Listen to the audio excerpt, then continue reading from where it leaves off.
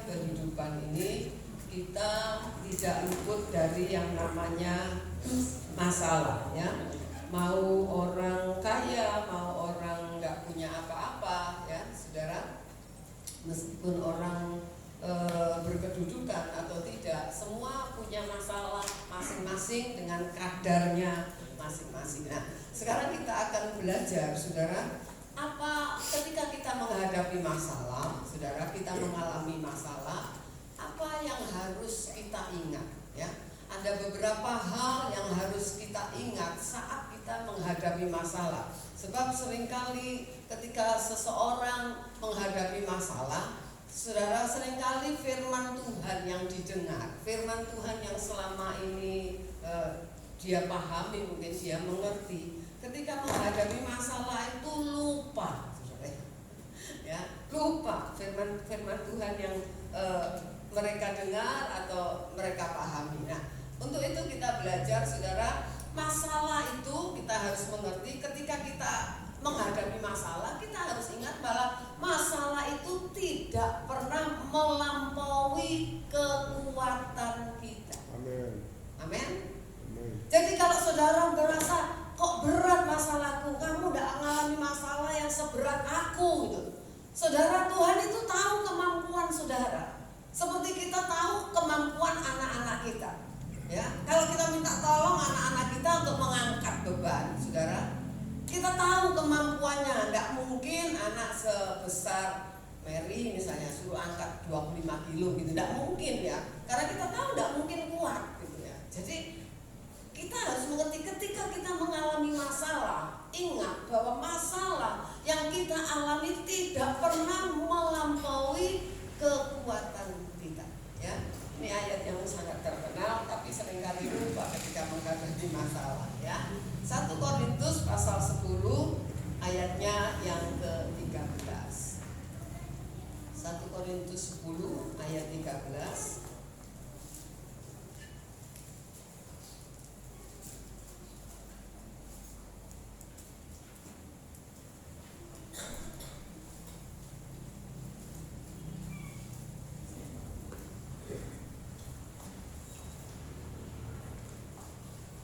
Ya, yuk baca 2, 3. Pencobaan yang kamu alami ialah pencobaan biasa yang tidak melebihi kekuatan manusia. Sebab Allah setia dan karena itu Ia tidak akan membiarkan kamu dicobai melampaui kekuatanmu.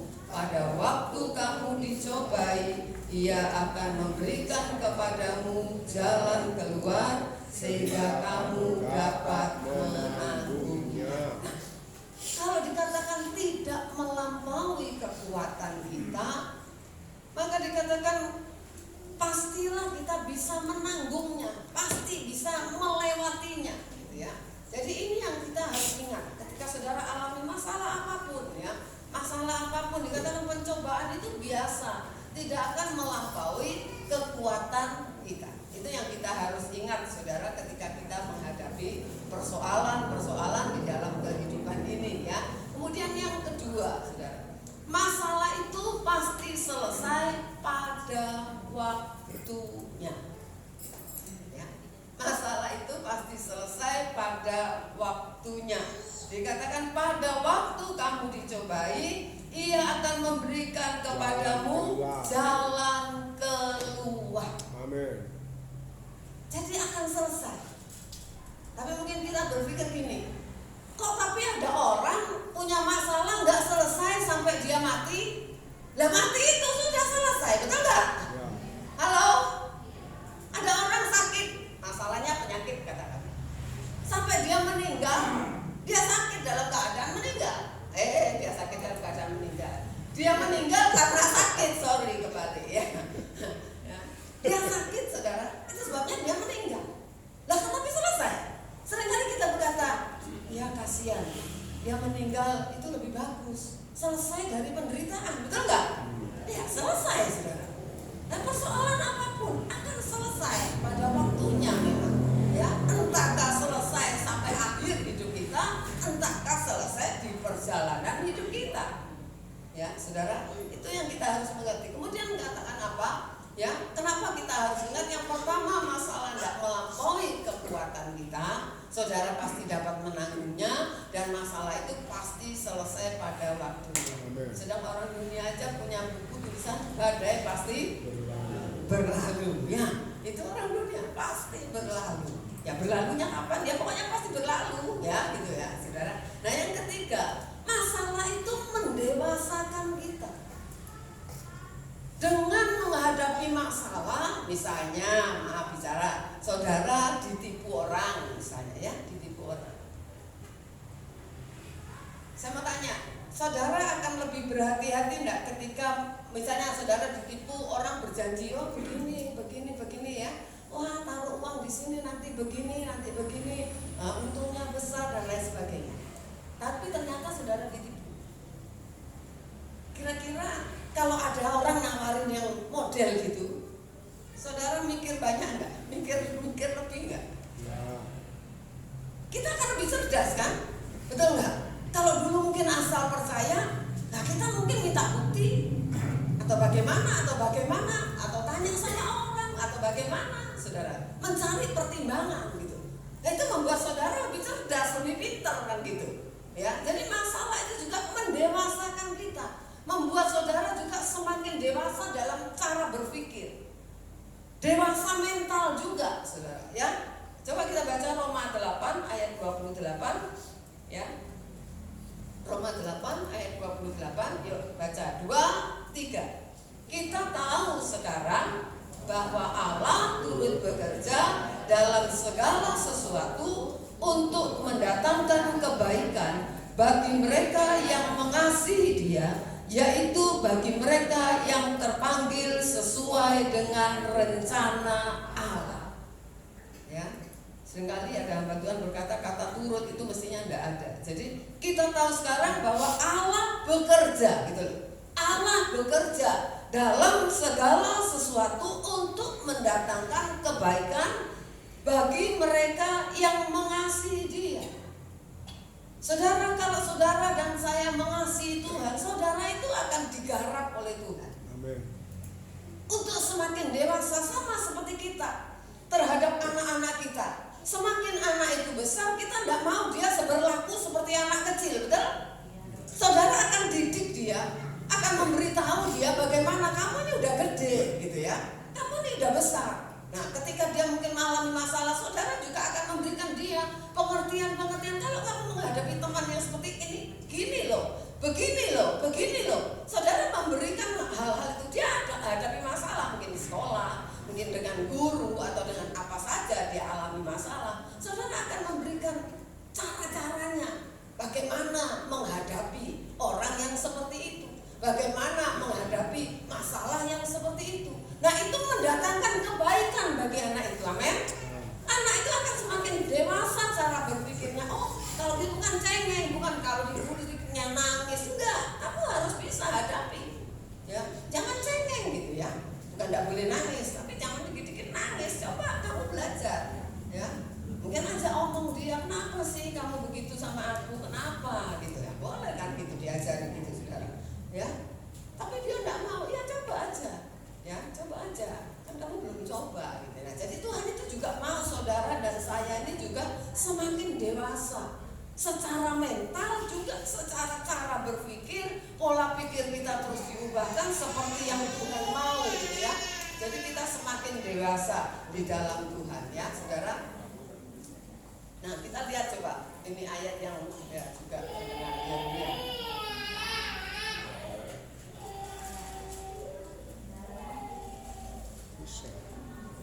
Yeremia 17 ayatnya yang kelima.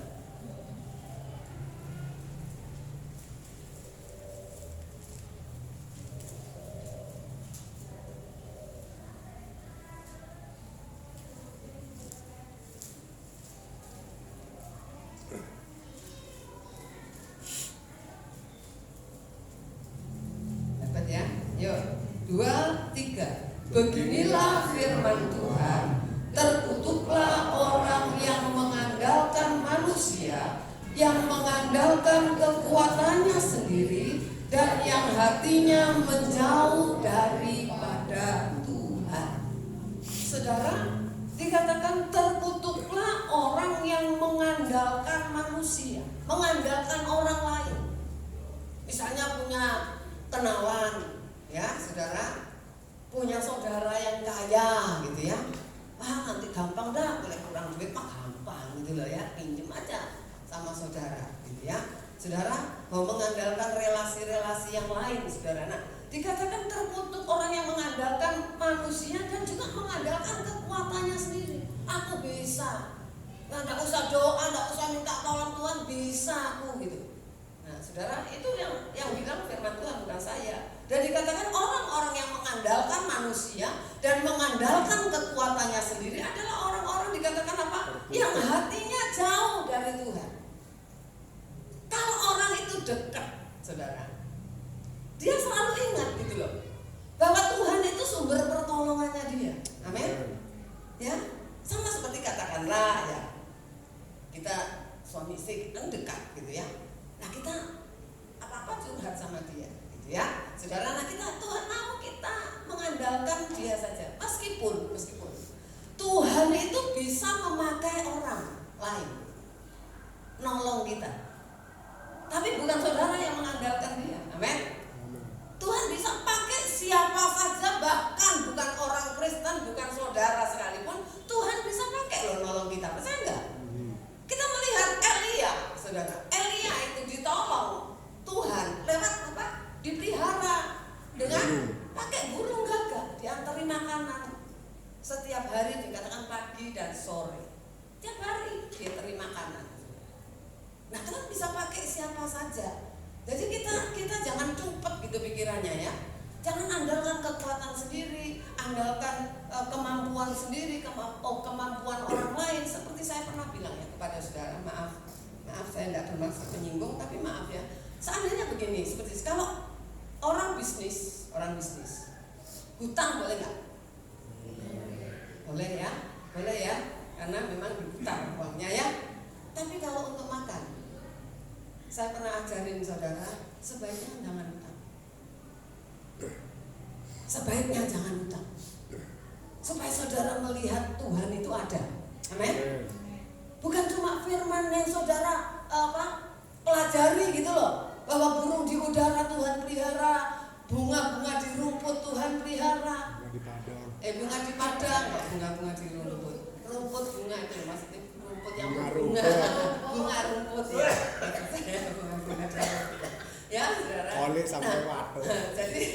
Jadi kita melihat itu loh, coba belajar gitu loh.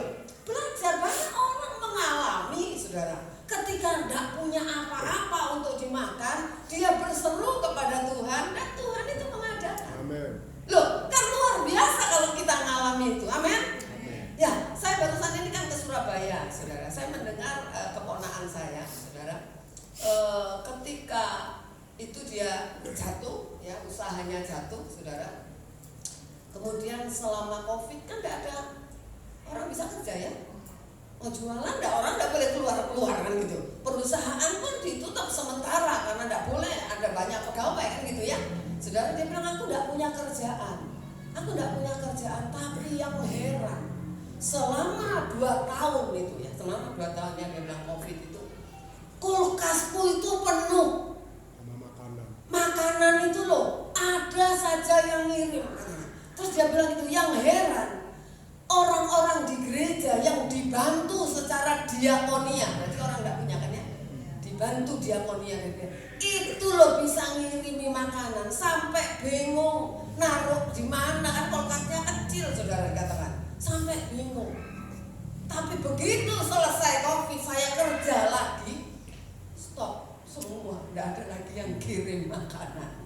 Dia bilang luar biasa Tuhan. Nah saudara, kalau orang lain juga alami, saudara kepengen gak ngalami hal-hal yang seperti itu? Amin. Lah ya andalkan Tuhan gitu loh. Lah ini loh, ada Tuhan di setiap musim hidup kita, termasuk musim kering, termasuk musim paceklik gitu loh.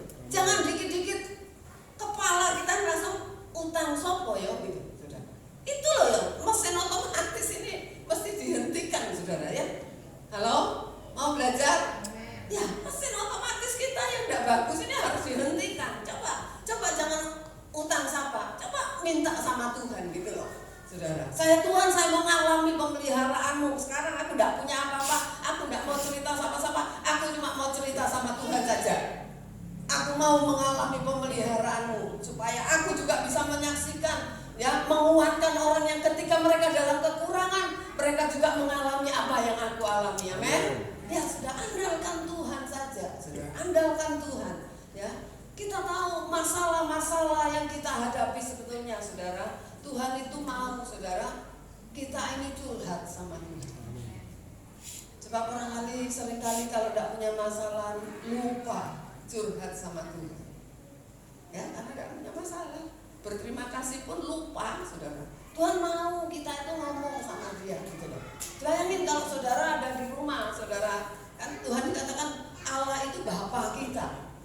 Bayangin kalau anak-anaknya tidak pernah ngomong, minta apa-apa, minta orang lain tolong sampaikan Papa ya gitu. Nah, gimana perasaan kita?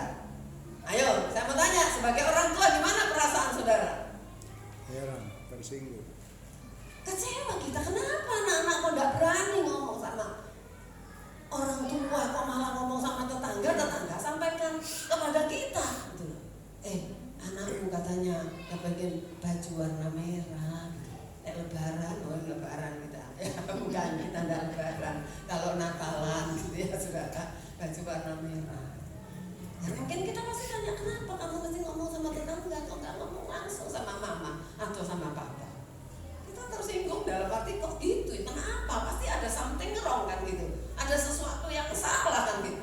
Dan Tuhan juga mau, kenapa anak-anakku kok mengandalkan manusia yang terbatas? Belum tentu saudara mengandalkan dia, saudara ditolong, betul? Belum tentu, saudara, belum tentu. Apakah setiap kita minta tolong orang selalu tolong? Belum tentu. Ya, jadi kita mau belajar, saudara. Kita ketika alami masalah, kita itu minta kepada Tuhan ini loh, bahu yang kuat, supaya kita sanggup memikul, kita mampu melewati, saudara. Ya, saudara. Jadi kita lihat sehebat apapun Tuhan pakai seseorang, saudara tidak boleh andalkan orang itu. Misalnya dia saksi hebat gitu ya, wah ini pasti doanya manjur nih. Saudara andalkan dia, ya saudara. Ada orang itu bergantung banget sama pendeta, tapi di sini tidak ada kan? Saudara bergantung banget sama pendeta, ya apa-apa dikit-dikit manggil itu pendeta. Belum tentu gembalanya, belum tentu. Pendeta siapa aja, mungkin yang dia kenal, ya yang dia rasa mungkin hebat, saudara. Bukan nggak boleh minta bantuan doa pendeta, bukan nggak boleh. Tapi salah kalau kita merasa kalau bukan dia yang doakan aku tidak akan sembuh. Kalau bukan pendeta itu yang doain aku tidak akan sukses. Itu salah. Amin. Itu salah. Itu orang sudah apa, saudara? Ya. Jadi di hatinya bukan lagi Tuhan, tapi manusia yang dipertuhan di dalam hatinya. Ya. Kan tidak boleh minta tolong bantu doa teman, segereja, pendeta, gembala, bukan tidak boleh. Tapi jangan saudara punya iman itu digantung sama dia. Kalau bukan dia tidak bisa rasanya. Itu salah, saudara ya. Dan itu sudah mempertuhan manusia, ya, saudara. Nah, ironisnya banyak pendeta yang dipertuhan malah bangga kan, dibutuhkan kan, rasa dipercaya, rasa papa manggil dia, kan itu saudara. Tuhan tidak bekerja dengan cara seperti itu ya.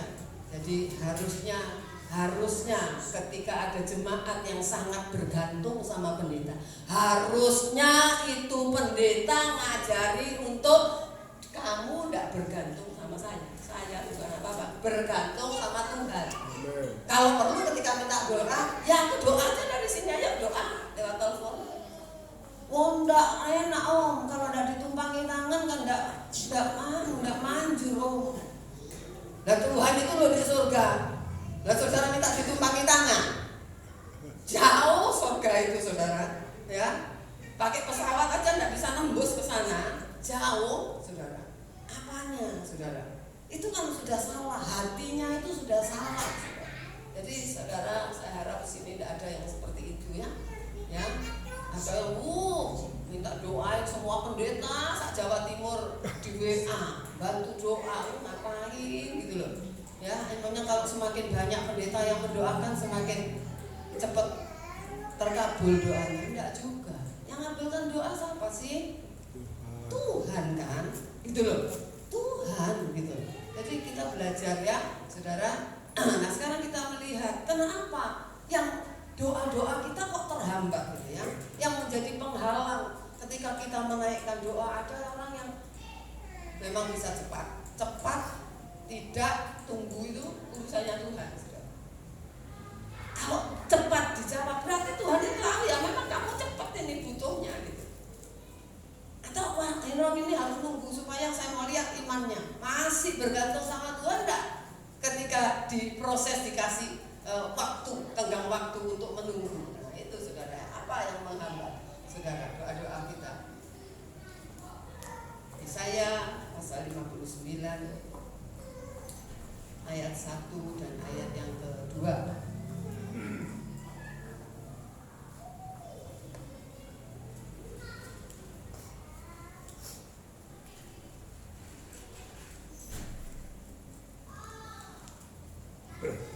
Dapat ya? Yuk baca. Udah? Belum?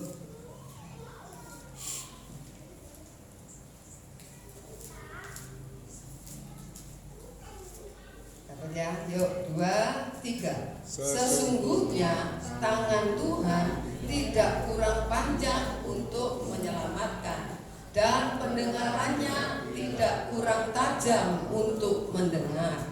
Tetapi yang merupakan pemisah antara kamu dan Allahmu ialah segala kejahatanmu, dan yang membuat dia menyembunyikan diri terhadap kamu sehingga ia tidak mendengar ialah segala dosamu. Bicara tentang dosa, kita sudah mengerti, disebut hamartia, yang artinya meleset, ya, meleset. Bicara tentang kejahatan dan dosa, belum tentu hal-hal yang kita lakukan, nipu orang, mencuri, ya, atau hal-hal yang kita lakukan. Hal-hal yang ada di dalam hati itu juga bisa kejahatan. Halo? Saudara benci sama orang, saudara tidak memaafkan orang, tidak mengampuni orang, saudara iri hati kepada orang, itu juga kejahatan. Itu juga penghalang doa-doa kita.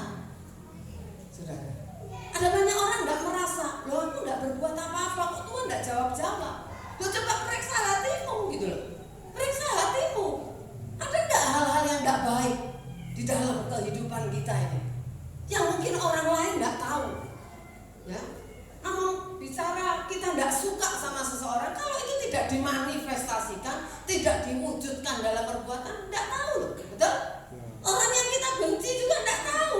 Ketika kita kalau ketemu dia pura-pura baik, ngomongnya baik, ngomongnya lembut, tapi di hati kita tidak suka sama dia. Kita benci sama dia. Itu kejahatan, saudara. Itu dosa.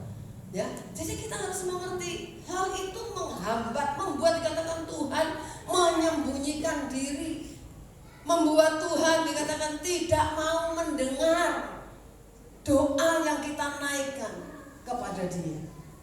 Ya, jadi kita mesti ketika kan pernah ya di Matius kalau tidak salah, ketika kamu mau membawa persembahan kepada Tuhan, ya kan? Kamu ingat, ya toh, ada kesalahan. Balik katanya, balik. Jangan dulu bawa itu ke Tuhan. Balik, berdamai dulu. Pernah baca? Berdamai dulu. Dengan kata lain Tuhan itu mau hati kita itu bersih, saudara. Ketika menghadap Tuhan itu hati kita bersih, gitu loh ya. Supaya doa kita juga bisa didengar oleh Tuhan. Amen.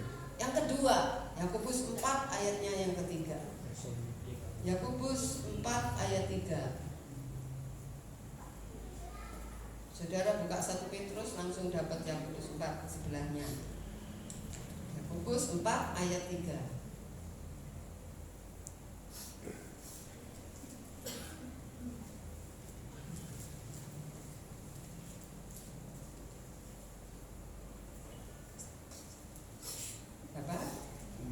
Sudah ya, yuk 2, 3.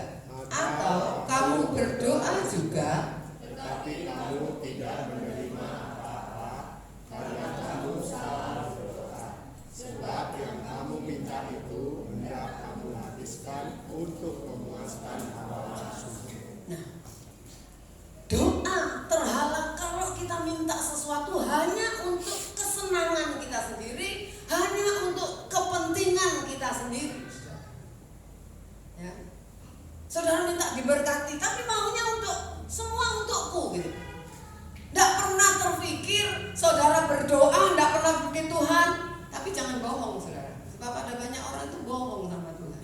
Meskipun Tuhan itu tidak bisa dibohongi. Tapi seringkali kan doa kadang-kadang Tuhan mungkin kadang-kadang Tuhan kabulkan mau tes juga kita. Bohong apa enggak? Meskipun Tuhan tahu. Ya, saudara. Misalnya Tuhan, kalau saya diberkati, saya akan berkorban untuk ini. Saya akan berbuat ini. Saya akan nolong orang. Misalnya ya, saudara, sudah diberkati, lupa. Karena kepentingan diri sendiri, seperti saya katakan, semakin ekonomi kita naik, semakin pendapatan kita naik, semakin tuntutan hidup kita naik. Betul nggak? Halo? Ya enggak? Iya dong.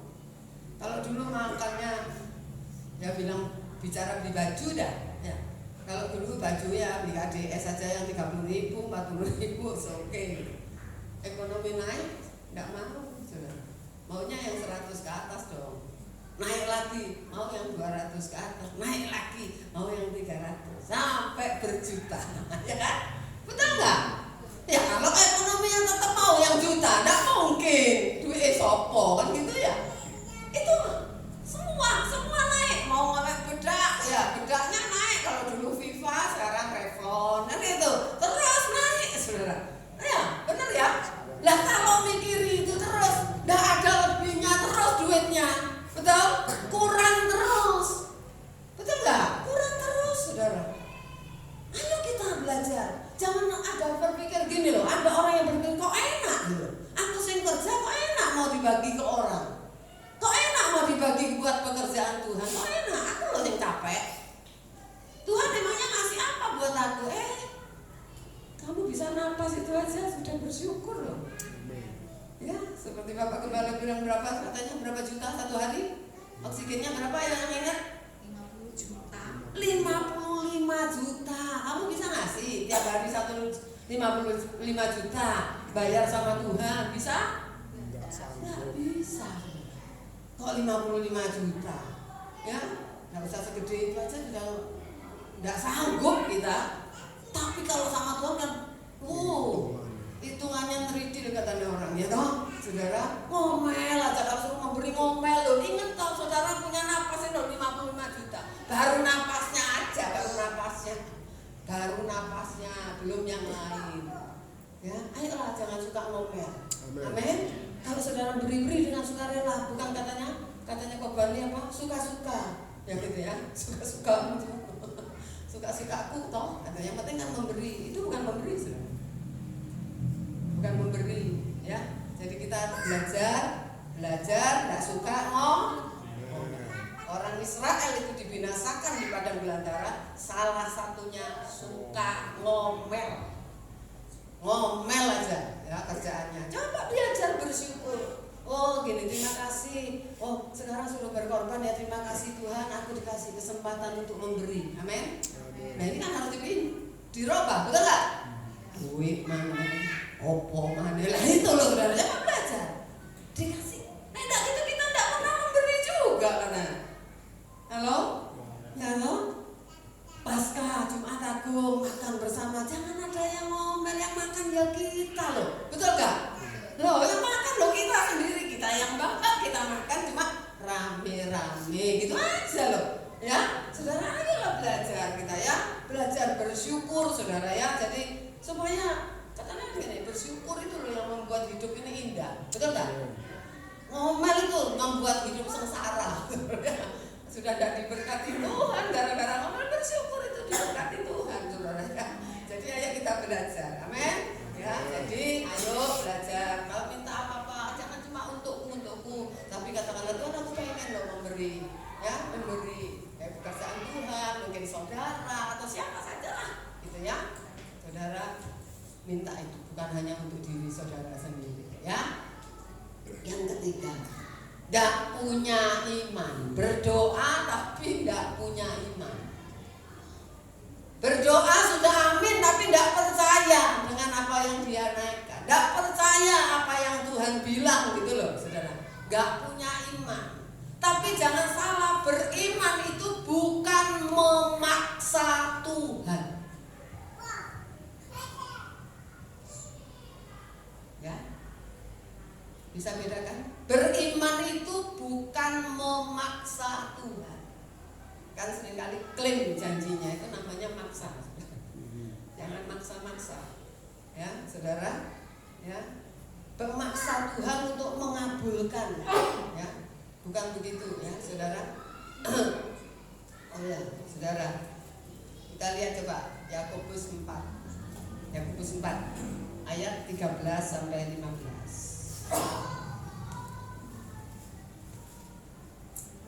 Yakobus pasal 4 ayat 13 sampai ke 15.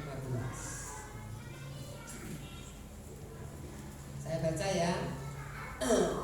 Nanti saudara baca ayat 15 saja dah. Ya. Saudara baca 15. Jadi sekarang hai kamu yang berkata hari ini atau besok kami berangkat ke kota Anu dan di sana kami akan tinggal setahun dan berdagang serta mendapat untung. Sedang kamu tidak tahu apa yang akan terjadi besok. Apakah arti hidupmu? Hidupmu itu sama seperti uap yang sebentar saja kelihatan lalu lenyap. Sebenarnya kamu harus berkata, jika Tuhan menghendakinya, kami akan hidup dan berbuat ini dan itu. Kalau saudara baca ayat 13 itu secara logika, secara di atas kertas orang bilang untung kita, betul? Ya, ini orang mikir nggak? Mikir nggak yang mau dagang ini? Mikir, dia mikir saudara. Ya, dia katakan aku akan pergi hari ini atau besok kami akan berangkat ke kota Anu, di sana kami akan tinggal setahun dan berdagang serta mendapat untung. Dia sudah prediksi itu kan, betul nggak? Halo, dia sudah hitung. Kalau aku dagang tempe misalnya gitu ya, di sono, oh laris pasti. Di sana tidak ada orang yang jual tempe misalnya begitu ya. Prediksi dia pasti untung. Setahun aja sudah untung pasti. Bagus tidak? Bagus. Dia merencanakan bukan asal berangkat ya kan? Dia sudah memprediksi, mungkin dia sudah lihat situasi, ya sudah berangkat ke sana, dia lihat kondisi. Nah, saudara, firman Allah katakan, sedangkan kamu loh tidak tahu apa yang akan terjadi besok. Ya, hidupmu itu apakah arti hidupmu? Dengan kata lain, apa ya sampai ya kalau mungkin sampai setahun, kalau udah sampai setahun, ya, udah dipanggil Tuhan, ya prediksinya kan setahun. Kalau udah sampai setahun, Selesai. buntung kita, betul nggak? Ya belum dapat langganan tuh, gitu, belum dapat langganan. Kalau orang baru buka kan belum dapat langganan, saudara. Nah, saudara kemudian apa? Hidupmu itu loh sama seperti uap yang sebentar saja kelihatan lalu lenyap. Hidupmu itu singkat dan kamu tidak tahu apakah kamu besok masih ada atau enggak. Ya. Kemudian katakan yang bagus itu sebenarnya kamu harus berkata jika Tuhan menghendakinya kami akan hidup dan berbuat ini dan itu. Boleh. Saudara punya rencana, rancangan, misalnya mau buka usaha di tempat yang baru misalnya, boleh sih. Tapi coba bawa dalam doa juga. Tuhan, aku pengen begini, disampaikan. Aku pengennya begini nih, buka lontong sayur di Prajekan, dodol lontong sayur gitu misalnya gitu Saya prediksi, wah pokoknya enak, resepnya tetap, rasanya tetap, pasti orang luar kota pun bisa datang, gitu ya. Nah itu udah dibawa dalam doa. Tuhan, aku mau begini, kehendak Tuhan apa enggak?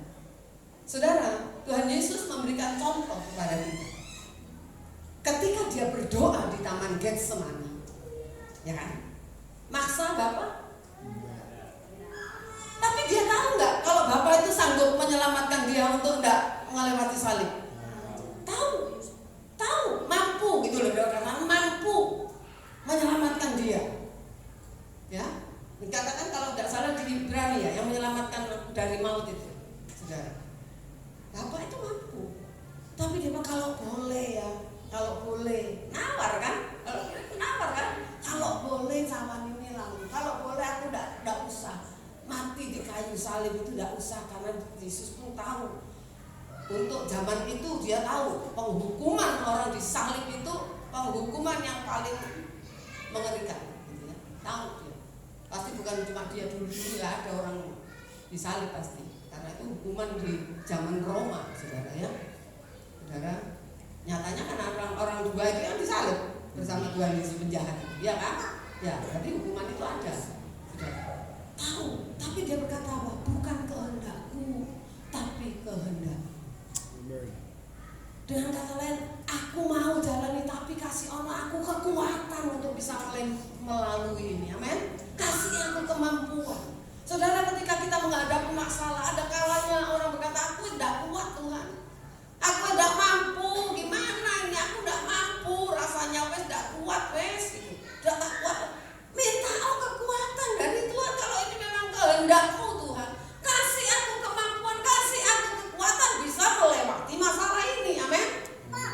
Ya saudara, secara manusia mungkin kita nggak mampu, tapi ayo saudara, ya, jangan doa maksa Tuhan dalam nama Yesus ini pakai selalu harus, enggak. Sepertinya kalau bicara biar kehendak Tuhan yang jadi, sepertinya doa itu orang nggak punya iman, betul nggak? Misalnya kita sakit ya, Tuhan saya sakit nih, dodoku sesek Tuhan gitu. Kita doa seperti itu. Kalau yang punya iman gini, dalam nama Yesus, sesek keluar, pergi, gitu kan? Halo. Tapi kalau kita bilang, Tuhan kalau boleh aku sembuh Tuhan, rasanya kan seperti orang dengar gitu tidak punya iman ya, bertentangan ya. Tapi salah enggak doa gitu kira-kira? Ya. Kalau Tuhan mau saya sembuh, saya pasti sembuh. Tapi kalau enggak, Tuhan kuatkan saya untuk melewati ini. Amin. Itu loh memang tidak gampang saudara, tidak gampang memang. Saya katakan tidak gampang, tapi perlu belajar. Makanya kalau orang belum tidak semakin dewasa tidak bisa ngomong begitu. Seperti anak kecil kan, maksa kan? Halo, anak kecil maksa nggak? Maksa. Tapi kalau udah gede, enggak ya. Ya boleh sih sedikit, tapi enggak wes. Nggak cocok makan keripik seginian sama watukku, nanti kumat lagi. Masih bisa kita tolak begitu kan? Ya, kita mau jadi dewasa baik dalam cara berpikir kita, ya, dalam cara kita hidup di dalam Tuhan, ya. Ayo, ayat yang terakhir, Filipi 4 ayat 13.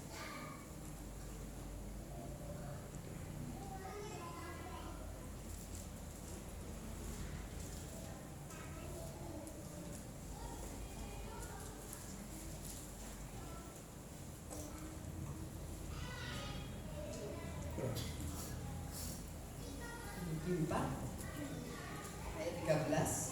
Yuk, dapat 2, 3. Segala perkara dapat kutanggung dalam Dia yang memberi kekuatan kepadaku. Segala perkara dapat kutanggung di dalam Dia, bukan di luar Dia, bukan, di dalam Dia. Jadi kalau saudara dan saya mau kuat menghadapi segala persoalan dalam hidup ini, saudara, kita harus tinggal di dalam Tuhan. Kita harus percaya ada Tuhan yang tidak pernah meninggalkan hidup kita. Ada Tuhan yang selalu menyertai lembah kekelaman sekalipun dikatakan Tuhan itu tidak pernah meninggalkan kita. Itu sebabnya Tuhan berkata, jangan andalkan manusia dan kekuatanmu sendiri. Ya, saudara, ada Tuhan, ada Tuhan. Biarlah kita tetap mengasihi Dia, tetap mencintai Dia, karena Dia Allah yang tidak pernah berubah. Tuhan berkati. Oh, ini ada mungkin yang lain.